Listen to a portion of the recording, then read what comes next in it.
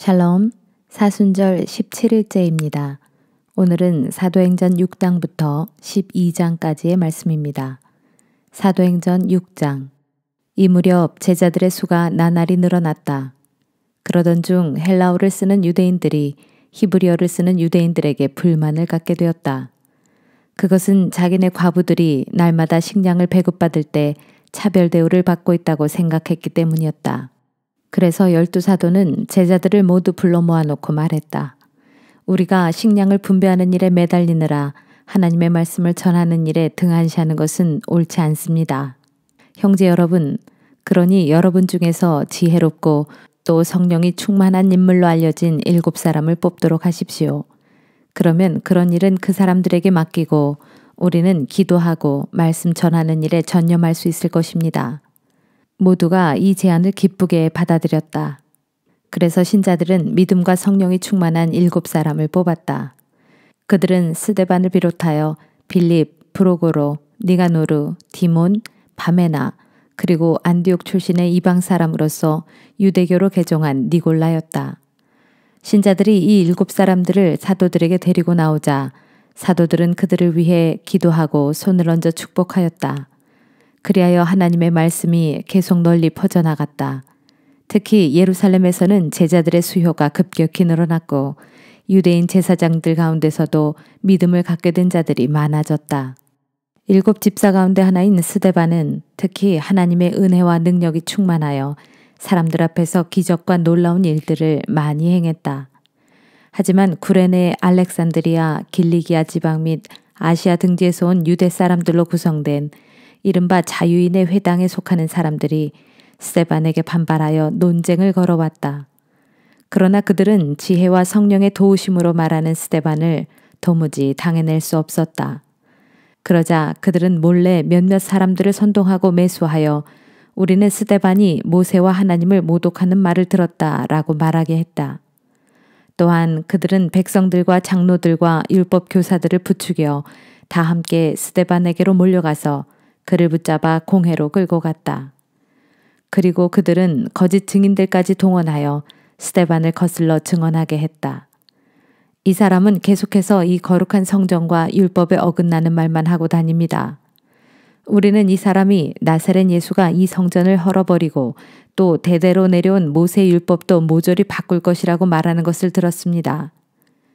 그때 공회에 앉아있던 사람들 모두가 일제히 스데반을 주목하여 쳐다보니 스데반의 얼굴은 천사의 얼굴처럼 환하게 빛나고 있었다.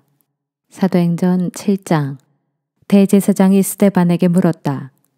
저 사람들의 고소 내용이 사실인가? 스데반이 대답했다. 형제 여러분, 그리고 어르신들이여, 제 말을 들어보십시오. 영광의 하나님께서는 우리 조상 아브라함이 하란으로 옮겨가기 전, 즉 아브라함이 아직 메소포타미아 지방에 살고 있을 때 그에게 나타나셨습니다. 그리고 아브라함에게 말씀하시기를 너는 내 고향과 친척을 떠나 내가 네게 보여줄 땅으로 가라 하고 하셨습니다. 그래서 아브라함은 갈대아 사람들의 땅을 떠나 하란 지방으로 가서 그의 아버지 데라가 죽을 때까지 거기서 살았습니다. 그 후에 하나님께서는 아브라함을 여러분이 지금 살고 있는 이 땅으로 인도하셨습니다. 그러나 처음에 하나님께서는 그에게 손바닥만한 땅도 주시지 않았습니다. 그런데도 하나님께서는 장차 그 땅이 전부 아브라함과 그의 후손의 소유가 될 것이라고 약속하셨습니다. 당시 아브라함에게는 아직 자식이 없었는데도 말입니다. 또 하나님께서 아브라함에게 말씀하시기를 내 후손들은 이 땅을 떠나 400년 동안이나 남의 나라에 가서 종으로 살게 될 것이다. 그러나 때가 되면 내가 너희를 종으로 부리던 그 나라를 벌할 것이고 그러면 너희는 그 나라에서 빠져나와 이곳에서 나를 예배할 것이다 라고 했습니다. 그런 후 하나님께서는 아브라함에게 할례의 언약을 주셨습니다. 그래서 아브라함은 이삭을 낳은 지 8해 만에 그에게 할례를 베풀었습니다. 나중에 이삭은 야곱을 낳았고 야곱은 12조상을 낳았습니다.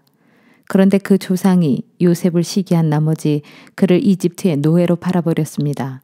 그러나 하나님께서는 요셉과 함께 하시면서 모든 역경에서 그를 건져주시고 또 그에게 지혜를 주셔서 이집트 왕 파라오의 총애를 받게 하셨습니다.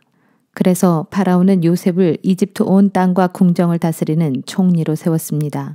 그때 이집트와 온 가나안 땅에 심한 흉년이 닥쳐왔으므로 우리 조상들은 아주 어려운 처지에 빠졌습니다. 마침내 먹을 식량이 다 떨어지자 야곱은 이집트에는 아직도 곡식이 남아있다는 말을 듣고 양식을 구하러 그의 아들들을 낯선 이집트 땅으로 보냈습니다. 그리고 그들이 두 번째로 이집트에 갔을 때 요셉은 비로소 형제들에게 자기가 누구인지를 밝힌 후 파라오에게 형제들을 소개했습니다. 그런 다음 요셉은 사람을 보내어 아버지 야곱과 친족들까지 다 합해 모두 75명을 이집트로 내려오게 했습니다. 그래서 야곱은 이집트로 내려가서 거기서 살았습니다. 야곱과 우리 조상들은 모두 그곳 이집트에서 살다가 죽었습니다. 그리고 나중에 그들의 유해는 모두 가나안 땅 세겜으로 운반되어 그곳의 묘지에 묻혔습니다. 그곳은 오래전부터 아브라함이 세겜에 살던 하몰의 아들들에게서 사두었던 곳입니다. 마침내 하나님께서 아브라함에게 하신 약속의 때가 가까워짐에 따라 이집트에 사는 우리 백성들의 수요도 엄청나게 불어났습니다. 그 무렵 이집트에는 요셉에 대해 전혀 알지 못하는 다른 자가 왕위에 올랐습니다. 그 이집트의 새로운 왕은 우리 백성들을 아주 심하게 학대하고 우리 조상들을 힘으로 억눌러 심지어 새로 태어난 남자아이들을 내다버려 죽게 했습니다. 그런 큰 핍박의 시기에 모세가 태어났습니다. 그는 보통 아이가 아니었습니다. 모세의 부모는 석 달 동안이나 그 아이를 몰래 숨겨 키웠습니다. 그러나 아이가 자라남으로 더 이상 숨길 수 없게 되자 할 수 없이 그 아기를 나일강에 내다 버리게 되었습니다. 그런데 때마침 이집트 왕의 딸의 눈에 띄었고 그녀는 모세를 물에서 건져 자신의 아들로 삼아 길렀습니다. 그리하여 모세는 이집트 궁중에서 당대 이집트 최고의 교육을 받아 말로나 행동으로나 아주 능력 있는 사람이 되었습니다. 모세가 40살이 되었을 때 그는 자기 동족인 이스라엘 사람들의 사정을 살펴볼 마음을 가졌습니다. 그런데 어느 날 모세는 자기 동족 하나가 이집트 사람에게 억울하게 학대당하는 것을 보고는 동족의 편을 들어 싸우다가 그만 그 이집트 사람을 죽이고 말았습니다. 모세는 자기가 이스라엘 사람을 도우라고 하나님께서 보낸 사람이라는 것을 동족들이 알아주기를 바랐지만 이스라엘 사람들은 그 사실을 전혀 인정하지 않았습니다. 이튿날 이번에는 모세가 같은 동족인 이스라엘 사람끼리 서로 싸우는 것을 보았습니다. 모세는 싸움을 말리며 말했습니다. 여보시오, 한 핏줄끼리 싸우면 되겠소. 이게 무슨 짓들이오. 그러자 동료를 괴롭히던 사람이 쓸데없이 간섭하지 말라며 모세에게 대들었습니다. 당신은 뭐요? 누가 당신을 우리의 지도자나 재판관으로 세우기라도 했소? 어제는 이집트 사람을 죽이더니 오늘은 나를 죽일 작정이요. 이 말을 듣고 모세는 아차 싶어 이집트 땅을 급히 도망쳐 나와 멀리 미디안 땅으로 갔습니다. 그리고 거기에 눌러앉아 오래 사는 동안 모세에게 두 아들이 태어났습니다. 모세가 미디안 땅으로 도망쳐 온 지 40년이 흐른 뒤 어느 날 모세가 시내산 근처에 광야에 있을 때였습니다. 갑자기 한 천사가 가시나무 덤불이 타오르는 불길 속에 나타났습니다. 크게 놀란 모세가 무슨 일인가 하고 더 자세히 보려고 가까이 다가가자 주님의 음성이 들렸습니다. 나는 내 조상들의 하나님, 곧 아브라함의 하나님, 이삭의 하나님, 야곱의 하나님이다. 모세는 두려워서 감히 고개조차 들지 못했습니다. 주님께서 계속 모세에게 말씀하셨습니다. 내가 서 있는 땅은 거룩한 곳이니 너는 내 신을 벗어라. 나는 이집트에 있는 내 백성이 학대받는 것을 보았고 그들이 부르짖는 소리를 들었다. 이제 나는 내 백성을 해방시키려고 내려왔다. 그러므로 너는 가라. 내가 너를 이집트로 보낸다. 이 사람 모세로 말하면 누가 당신을 우리의 지도자나 재판관으로 세우기라도 했소 하면서 동족에게 배척받았던 사람인데 하나님께서는 이 모세를 가시나무 덤불이 타오르는 불길 속에 나타났던 천사를 통해 이스라엘 민족의 통치자와 해방자로 세워 동족을 구출해내도록 이집트로 돌려보내셨습니다. 마침내 모세는 이스라엘 백성을 이집트에서 이끌고 나왔습니다. 이집트 안에서는 물론 홍해에서 또 광야에서 40년을 지내는 동안 모세는 수많은 기적과 놀라운 표적을 행했습니다. 하나님께서는 여러분에게 여러분의 동족 가운데서 나 같은 예언자를 하나 세워주실 것이다 라고 말한 사람이 바로 이 모세입니다. 이 사람 모세는 이스라엘 백성이 광야에서 회중으로 모여 지낼 때 시내산에서 그에게 말했던 그 천사와 우리 조상들 사이에 중개자가 되어 하나님의 율법인 살아있는 말씀을 천사에게 받아 이스라엘 백성에게 전해 주었습니다. 그러나 우리 조상들은 모세의 말을 들으려 하지 않았을 뿐만 아니라 오히려 이집트로 되돌아가려고 했습니다. 그들은 아론에게 이렇게 말했습니다. 우리를 위해 우리를 인도할 신들을 만들어 주십시오. 우리를 이집트에서 이끌어낸 모세는 지금 어떻게 되었는지 모르겠습니다. 그러고서 그들은 송아지 형상의 우상을 만들어 그 우상 앞에 희생 제물을 바쳤습니다. 그들은 자기들의 손으로 만든 그 우상을 섬기며 기뻐했습니다. 그래서 하나님께서는 이스라엘 백성에게서 얼굴을 돌리시고 그들이 태양과 달과 별들을 신처럼 섬겨도 내버려 두셨습니다. 이것은 예언자들의 책에 이렇게 기록된 것과 같습니다. 곧 이스라엘 백성들아, 너희가 40년 동안 광야에서 살면서 나를 위해 희생 제물을 바친 적이 있었더냐? 너희는 너희가 예배하려고 만든 우상들, 곧 몰록의 장막과 별의 신 레판을 떠매고 다녔다. 그러므로 나는 너희를 포로가 되게 하여 바벨론 저편으로 옮겨버릴 것이다. 여러분, 우리 조상들은 광야에서 증거의 장막을 가지고 다녔습니다. 이 장막은 하나님께서 모세에게 지시한 그대로 모세가 보았던 모양에 따라 만들어진 것입니다. 우리 조상들은 이 장막을 물려받아 여호수아의 지휘 아래 하나님께서 여러 민족을 몰아내시고 주신 가나안 땅으로 들어갈 때 가지고 들어갔습니다. 이 증거의 장막은 다윗 시대까지도 그 땅에 보존되었습니다. 하나님의 크신 사랑을 받은 다윗은 야곱의 하나님을 위해 처소를 짓게 해달라고 간구했습니다. 하지만 실제로 성전을 지은 사람은 다윗의 아들 솔로몬이었습니다. 그러나 지극히 높으신 하나님께서는 사람에 의해 지어진 집에 거하지 않으십니다. 그것은 일찍이 예언자들이 말하기를 주님께서 말씀하신다. 하늘은 나의 보좌요 땅은 나의 발판인데 너희가 나를 위해 무슨 집을 지을 수 있으랴? 내가 들어가 쉴 수 있는 곳이 어디에 있으랴? 세상의 모든 것들이 다 내 손으로 만들어진 것이 아니더냐라고 한 것과 같습니다. 고집센 마음과 꽉 닫힌 귀를 가진 사람들이여, 여러분은 여러분의 조상들처럼 언제나 성령을 거역하고 있습니다. 여러분의 조상들이 박해하지 않은 예언자가 한 사람이라도 있었습니까? 여러분의 조상들은 장차 의로우신 분이 오실 거라고 예언한 자들을 죽였지만 이제 여러분은 이 땅에 오신 바로 그 의로우신 분을 배반하고 십자가에 못 박아 죽였습니다. 여러분은 천사들이 전하여 준 하나님의 율법을 받았으면서도 그것을 지키지 않았습니다. 스데반의 말을 듣고 공회 사람들은 화가 치밀어 올라 스데반을 보며 이를 갈았다. 그러나 스데반은 성령이 충만하여 하늘을 우러러보니 하나님의 크신 영광이 보이고 또한 예수께서 하나님의 오른편에 서 계신 모습이 보였다. 그런 광경을 보고 스데반이 크게 소리쳐 말했다. 보시오, 저기 하늘이 열리고 인자가 하나님의 오른편에 서 계십니다. 그러자 사람들은 손으로 귀를 틀어 막으면서 목청껏 소리를 지르더니 일제히 스데반을 향해 달려들었다. 그런 후 그들은 스데반을 붙잡아 성 밖으로 끌어내더니 돌로 치기 시작했다. 그때 스데반을 고소했던 거짓 증인들은 겉옷을 벗어서 사울이라는 청년의 발 앞에 놓았다. 돌들이 날아오는 가운데서 스데반은 기도했다. 주 예수님, 제 영혼을 받아주소서. 그리고는 무릎을 꿇고 큰 소리로 부르짖었다. 주님, 이 죄를 저 사람들에게 돌리지 마소서. 이 말을 남기고 스데반은 고이 잠들었다. 사도행전 8장. 사울은 스데반이 죽임당한 것을 당연하게 여겼다. 그날부터 본격적으로 예루살렘에 있는 교회에 박해의 광풍이 불었다. 그래서 사도들을 제외한 모든 신자들이 유대와 사마리아 지방으로 뿔뿔이 흩어졌다. 신앙심 깊은 사람들이 스데반의 시신을 거두어 장사를 지내고 그를 생각하면서 몹시 슬퍼하며 울었다. 그러나 사울은 교회를 모조리 없애버리려고 집집마다 찾아다녔다. 그래서 신자가 발견되면 남녀를 가리지 않고 끌어내어 감옥에 보냈다. 여기저기 도처에 흩어진 신자들은 가는 곳마다 복음을 전파했다.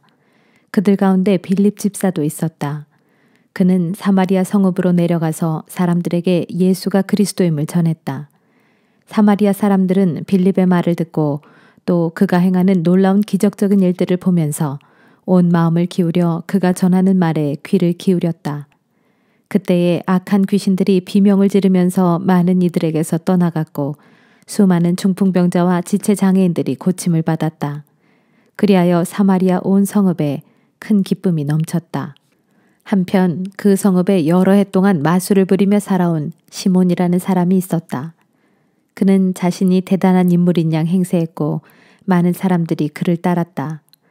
그래서 성읍 사람들은 신분의 귀천을 가리지 않고 모두가 그 사람에게 시선을 집중하면서 이 사람이야말로 하나님께서 보내신 대단한 능력의 소유자다라고 칭찬하며 감탄하였다. 이처럼 시몬이 신기한 마술로 오랫동안 그곳 사람들을 놀라게 해왔기 때문에 사람들은 그를 믿고 따랐다.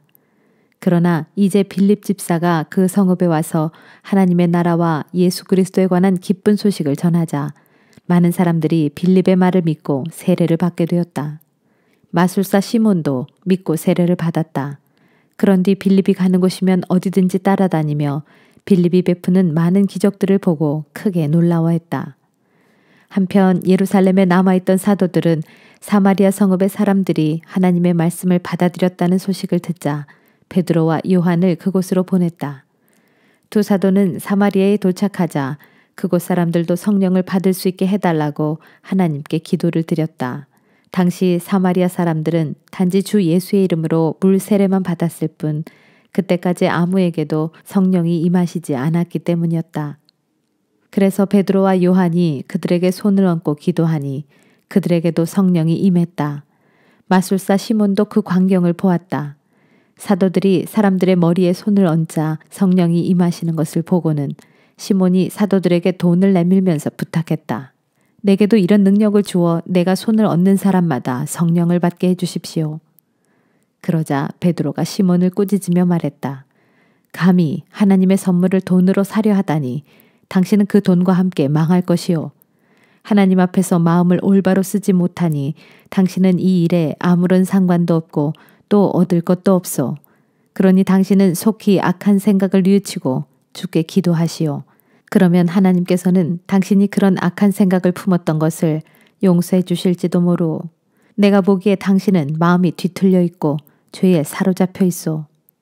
시몬이 당황하며 대답했다. 선생님들, 그런 일이 제게 일어나지 않도록 제발 저를 위해 기도해 주십시오. 베드로와 요한은 이렇게 사마리아 성읍에서 하나님의 말씀을 증거하고 선포한 후 다시 예루살렘으로 돌아왔다. 돌아오는 길에 두 사도는 사마리아 지역의 여러 마을에 들러 복음을 전했다. 그 무렵 7 집사 가운데 하나인 빌립에게 주님의 천사가 나타나서 말했다. 너는 일어나 예루살렘에서 가사로 통하는 광야길을 따라서 남쪽으로 내려가거라.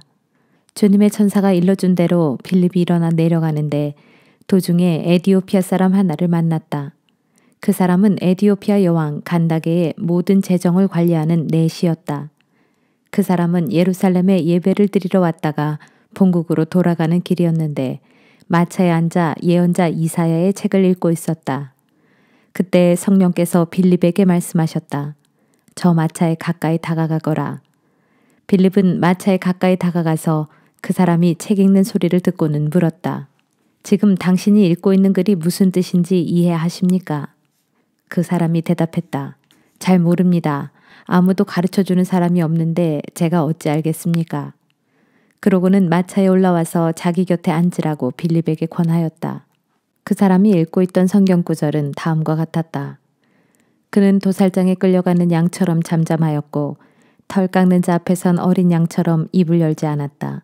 그는 온갖 수치를 당하면서 억울하게 불공정한 판결을 받아 이 땅에서 자기 생명을 빼앗겼으니 누가 그 세대의 악함을 말로 다 표현할 수 있으랴. 에디오피아 내시가 빌립에게 물었다.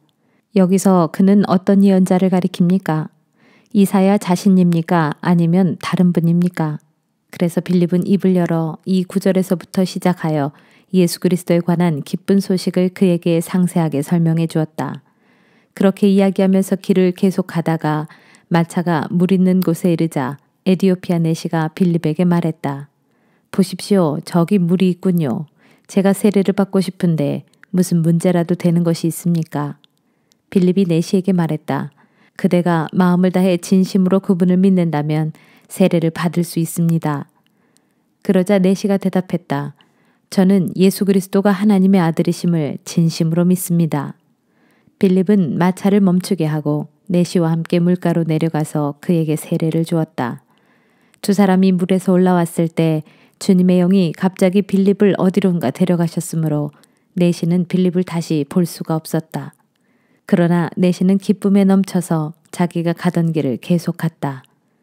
그 뒤 빌립은 아소도에 나타나서 여러 마을을 두루 다니면서 복음을 전하다가 가이사랴에 이르렀다. 사도행전 9장. 한편 사울은 주님의 제자들을 모조리 잡아 죽이겠다는 기세로 여전히 살기 등등했다. 그는 대제사장을 찾아가서 요구하기를 다메섹에 내려가서 그 도를 따르는 사람들을 보기만 하면 남녀를 가리지 않고 모조리 예루살렘으로 붙잡아 올 테니 다메섹에 있는 여러 회당들에 보내는 공문을 써달라고 하였다. 공문을 받은 뒤 사울이 길을 떠나 다메섹 가까이에 이르렀을 때였다. 갑자기 하늘에서 눈부신 빛이 내려와 사울을 둘러쌌다. 사울은 그만 땅에 엎드러지고 말았다. 그때 한 음성이 사울에게 들렸다. 사울아, 사울아, 내가 어찌하여 나를 핍박하느냐? 사울이 물었다. 당신은 누구십니까? 그러자 대답이 들려왔다. 나는 내가 핍박하는 예수다. 이제 일어나 성 안으로 들어가라. 그러면 내가 해야 할 일을 말해줄 사람을 만나게 될 것이다. 사울과 함께 길을 가던 사람들은 말을 잃고 멍하니 서 있었다. 그들에게는 단지 소리만 들렸을 뿐 아무것도 보이지 않았다. 사울은 땅에서 일어나 눈을 떴지만 아무것도 보이지 않았다.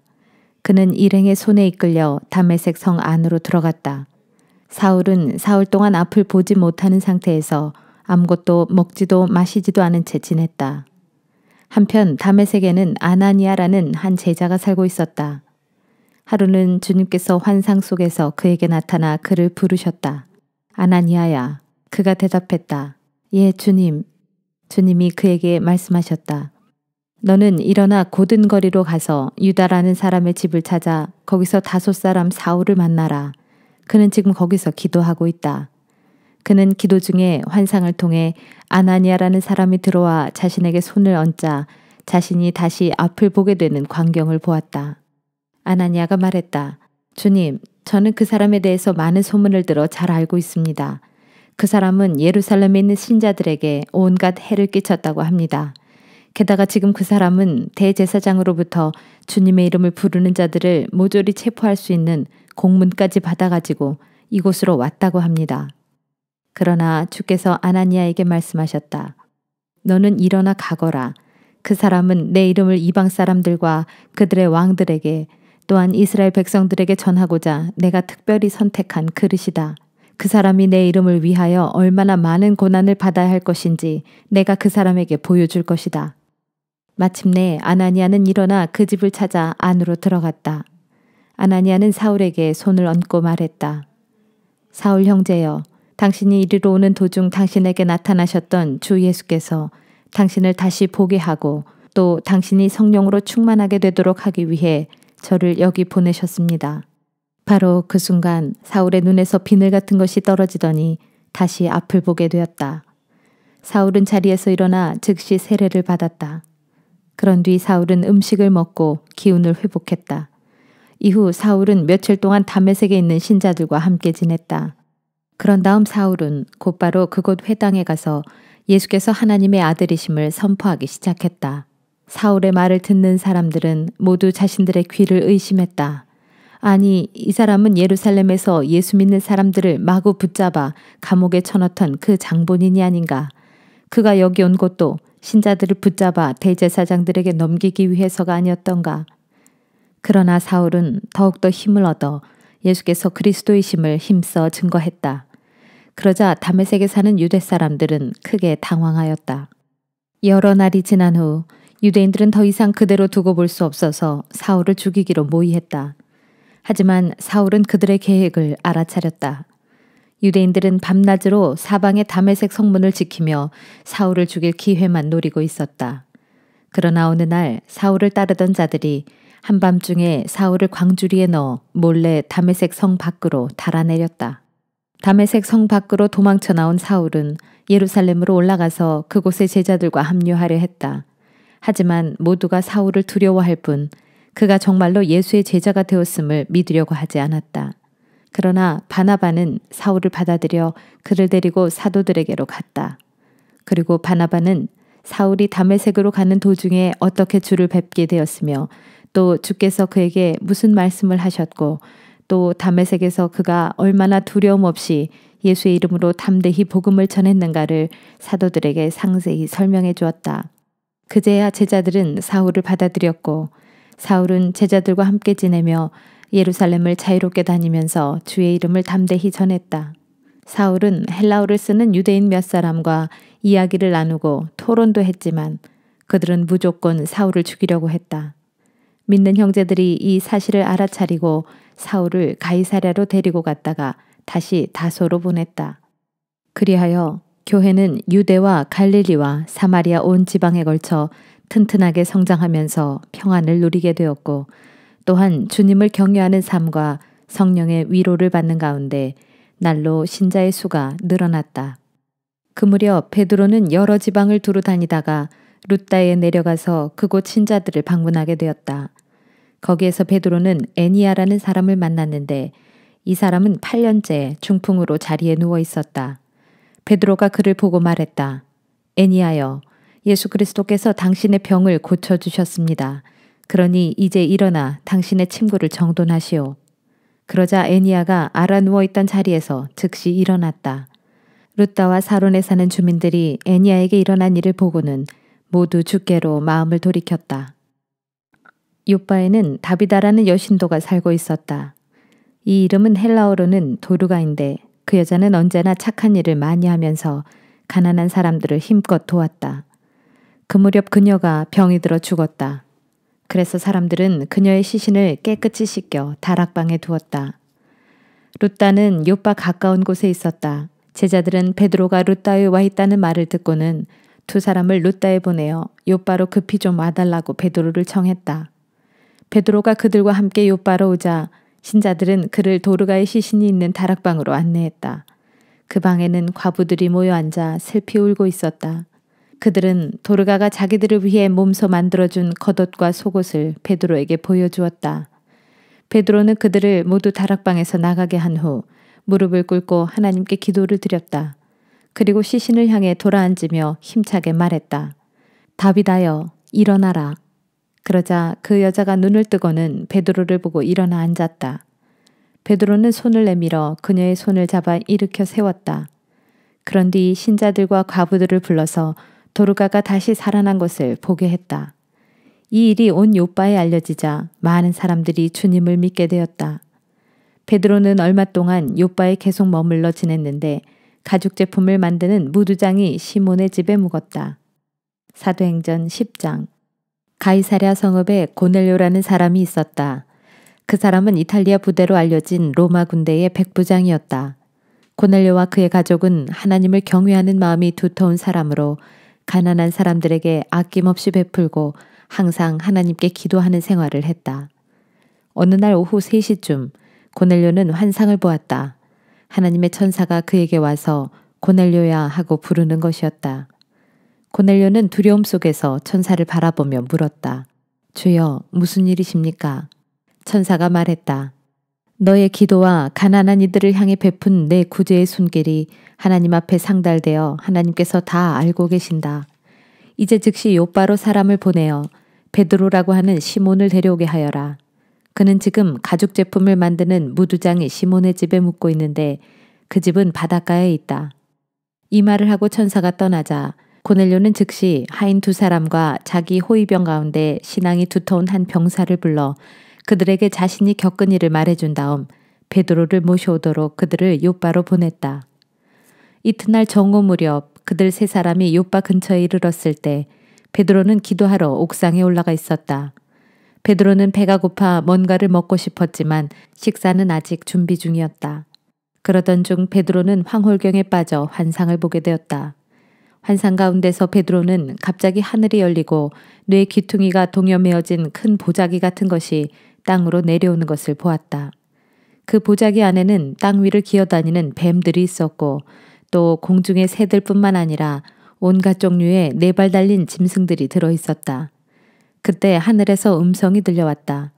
베드로야, 일어나서 그것들을 잡아먹어라. 베드로가 놀라 소리쳤다. 주님, 절대 안 됩니다. 저는 지금까지 불결하고 더러운 것은 한 번도 입에 대어본 적이 없습니다. 그러자 2번째로 음성이 들려왔다. 어느 것이든 더럽다고 하지 말아라. 모두 하나님께서 깨끗하게 만드신 것이다. 이와 똑같은 환상이 3번이나 반복되더니 보자기는 갑자기 하늘로 다시 들려 올라갔다. 베드로가 그 환상이 무엇을 의미하는지 무척 궁금해하는 동안에 고넬료가 보낸 사람들이 시몬의 집을 찾아내어 그 집의 대문 앞에 당도했다. 그리고 그들은 큰 소리로 물었다. 여기가 베드로라고 하는 시몬이 묵고 있는 집입니까? 때에 베드로는 방금 본 환상에 대해 골똘히 생각하고 있었는데 성령께서 그에게 말씀하셨다. 시몬아, 지금 3사람이 너를 찾고 있는 중이다.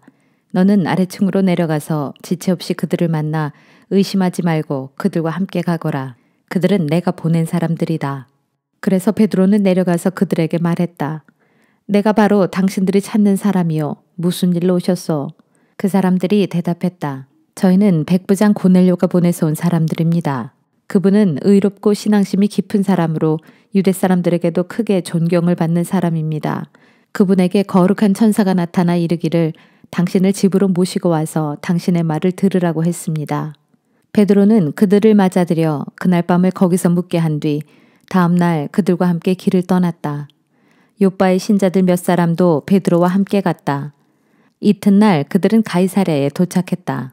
백부장 고넬료는 친척과 친구들을 자기 집에 모두 불러놓고 베드로 일행을 기다리고 있었다. 베드로가 집 안으로 들어가자 고넬료가 일어나 베드로 앞에 엎드려 절을 했다. 그러자 베드로가 고넬료를 얼른 일으켜 세우며 말했다. 일어나시오. 나도 당신과 똑같은 사람일 뿐이요. 그리고 베드로는 고넬료와 잠시 이야기를 나눈 다음 사람들이 모여있는 방으로 들어갔다. 베드로가 그들에게 말했다. 여러분도 잘 아시다시피 우리 법에는 유대인이 이렇게 이방인과 사귀거나 방문하는 것이 금지되어 있습니다. 그러나 하나님께서는 어떤 사람도 차별해서는 안 된다는 것을 제게 환상으로 보여주셨습니다. 그래서 여러분이 저를 부르러 사람을 보냈을 때 거절하지 않고 이렇게 왔습니다. 그런데 여러분은 무슨 일로 저를 오라고 하셨습니까? 백부장 고넬료가 대답했다. 나흘 전입니다. 제가 이맘때쯤 오후 기도를 주님께 드리고 있는데 갑자기 제 앞에 눈부시게 빛나는 옷을 입은 사람이 나타나서 제게 말하기를 고넬료야, 하나님께서 내 기도를 들어주셨고 내가 가난한 사람들에게 베푸는 자선을 모두 기억하고 계신다. 이제 너는 요빠로 사람을 보내어 베드로라고 하는 시몬을 모셔오게 하여라.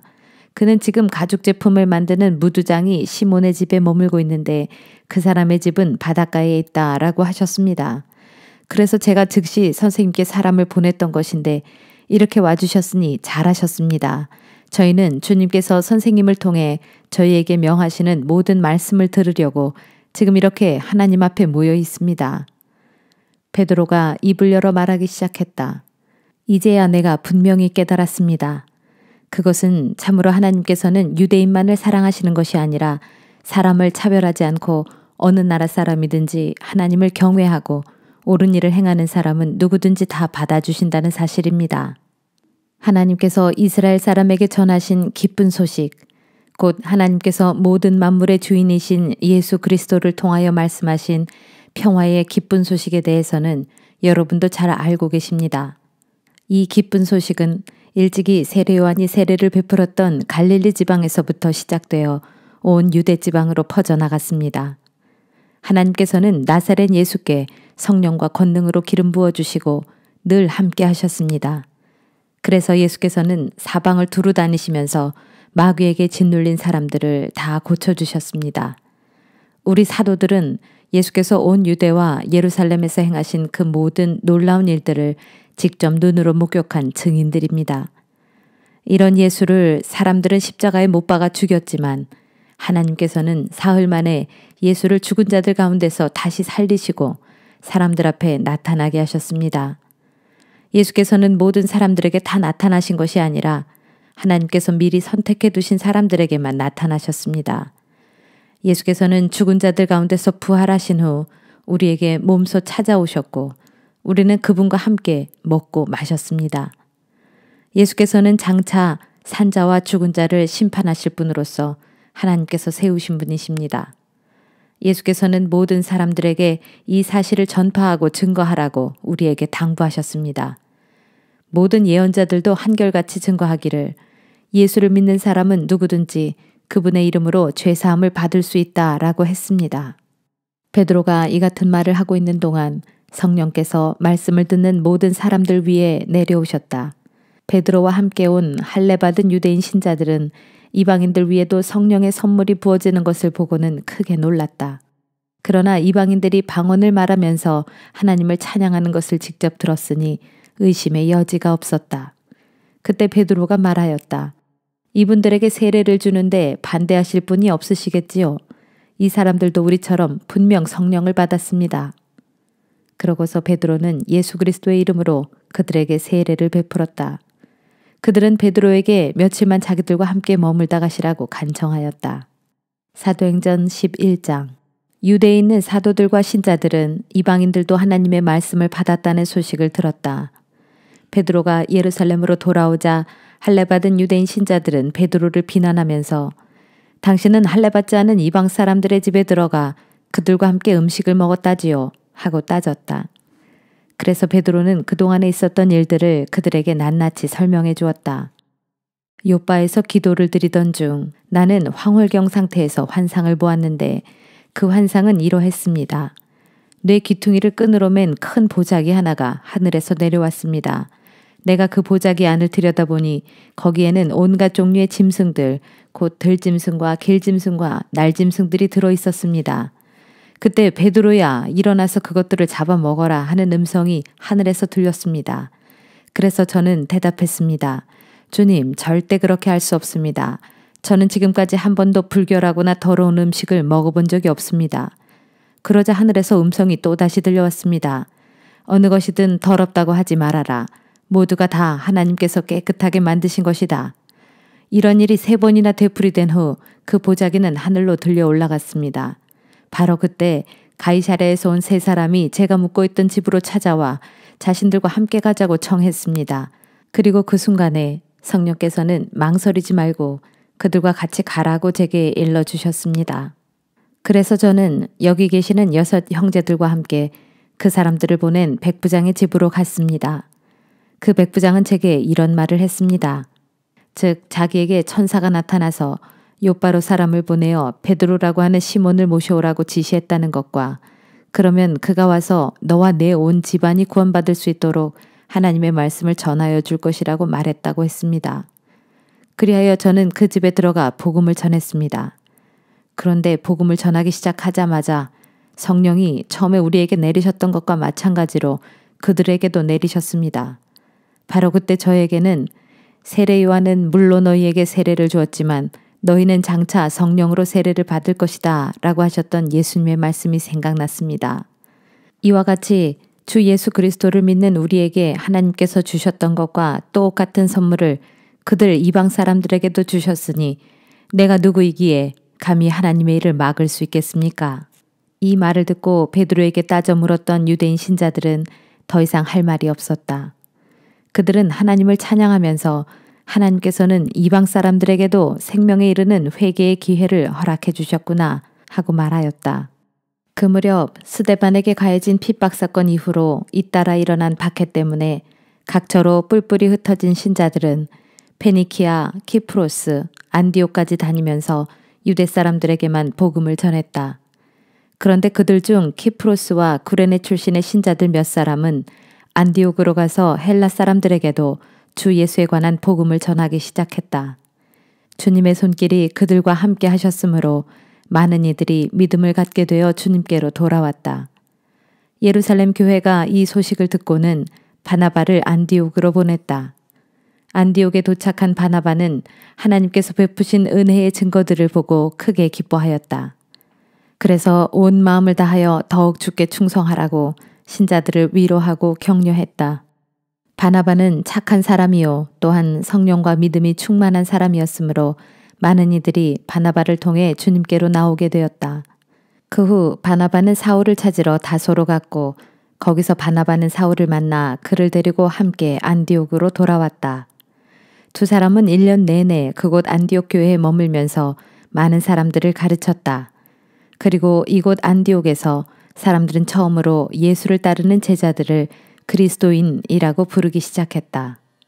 그 무렵 예언자 몇 사람이 예루살렘에서 안디옥으로 내려왔다. 그들 가운데 아가보라는 사람이 성령의 감동을 받아 예언하기를 로마 세계 전체에 큰 기근이 일어날 것이다 라고 하였다. 그의 예언은 실제로 로마 황제 글라우디오 때에 이루어졌다. 그래서 안디옥 교회 신자들은 각자 힘 닿는 대로 헌금을 해서 유대에 살고 있는 형제들에게 구제금을 보내 돕기로 결정했다. 그리고 그들은 헌금을 모아 자기들이 거둔 구제금을 바나바와 사울 편으로 예루살렘 교회 장로들에게 보냈다. 사도행전 12장. 그때에 분봉왕 헤롯이 박해의 손을 뻗쳐 교회에 속한 몇 사람을 붙잡았다. 헤롯은 그 중에서 먼저 요한의 형제인 사도 야고보를 칼로 죽였다. 이 일을 보고 유대인들이 크게 기뻐하자 헤롯은 이번에는 베드로를 잡아들였다. 그러나 이때가 무교절 기간이었으므로 헤롯은 베드로를 감옥에 가둔 뒤 경비병 4명을 한 조로 만들어 모두 4조로 하여금 그를 지키게 했다. 6월절이 끝나면 베드로를 백성들 앞에 끌어낼 요량이었다.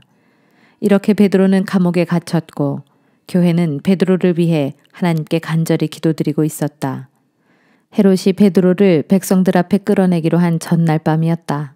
베드로는 2개의 쇠사슬에 꽁꽁 묶인 채 두 군인들 사이에서 잠들어 있었다. 감옥문 앞에는 다른 경비병들이 지키고 있었다.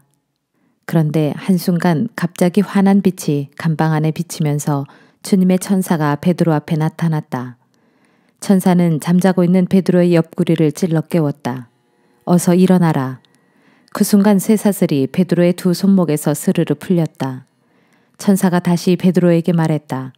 허리띠를 메고 신을 신어라. 베드로가 그대로 따르자 천사가 또 말했다. 겉옷을 두르고 나를 따라오너라. 베드로는 겉옷을 두른 후 천사를 따라 감방에서 나갔다. 그러나 그는 천사가 하고 있는 일이 실제인지 아닌지 알 수 없었다. 베드로는 자신이 환상을 보고 있다고 생각했다. 천사와 베드로가 첫째 초소와 둘째 초소를 지나 큰 거리로 나가는 철문 앞에 이르자 철문이 저절로 열렸다. 그래서 그들은 철문을 통과해서 밖으로 나갔다. 그리고 둘이 함께 한 구간쯤 걸어갔을 때 갑자기 천사가 어디론가 사라져 버렸다. 그제야 베드로는 제정신이 되어 혼잣말을 했다. 그렇구나. 이제야 확실히 알겠다. 주님께서 내게 천사를 보내주셔서 헤롯의 소나기에서 또 유대인들의 계략에서 나를 구해주신 거야. 이런 사실이 분명해지자 베드로는 마가라고도 불리는 요한의 어머니 마리아의 집으로 갔다. 거기에는 많은 사람들이 모여서 베드로를 위해 기도하고 있었다.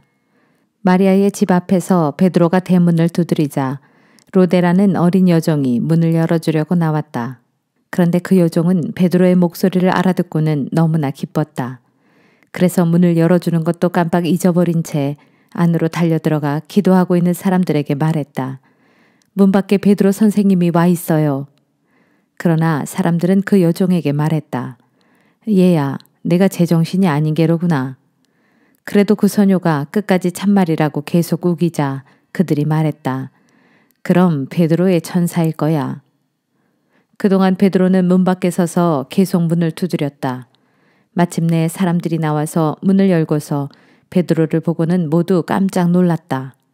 베드로는 손짓으로 그들에게 조용히 하라고 이른 후 주님께서 어떻게 천사를 보내 자기를 감옥에서 기적적으로 구출해 내셨는가를 설명해 주었다.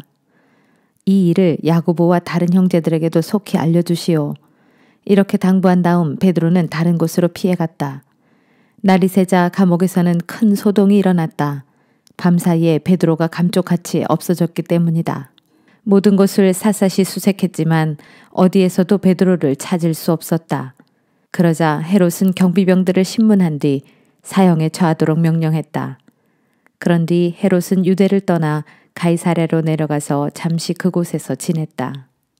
그런데 헤롯은 두로와 시돈 사람들을 매우 못마땅하게 여기고 있었다. 그래서 두로와 시돈 사람들은 뜻을 모아 헤롯을 찾아가서 면담을 요청했다. 그들은 헤롯이 신임하는 그의 시종 블라스도를 내세워 헤롯에게 화평을 청했다. 그 이유는 당시 두 도시는 헤롯의 통치하에 있는 영토에서 식량을 사들여야 하는 형편이었기 때문이었다. 약속된 날이 되자 헤롯은 왕복을 입고 높은 왕자에 앉아 대중에게 연설을 했다. 헤롯의 연설이 끝나자 사람들이 아첨을 떨며 외쳤다. 와, 이것은 신의 음성이지 사람의 음성이 아니다. 바로 그 순간 주님의 천사가 헤롯을 내리쳤다. 헤롯이 하나님께 영광을 돌리지 않았기 때문이다. 그리하여 헤롯은 온몸에 구더기가 가득해 먹혀 죽었다. 하나님의 말씀은 점점 널리 퍼져나가 믿는 사람들이 날로 늘어갔다. 한편 바나바와 사울은 예루살렘에서 자기들의 임무를 마치자 마가라고도 불리는 요한과 함께 안디옥으로 다시 돌아갔다. 아멘. 오늘도 성령과 동행하며 승리하는 하루 되시기 바랍니다.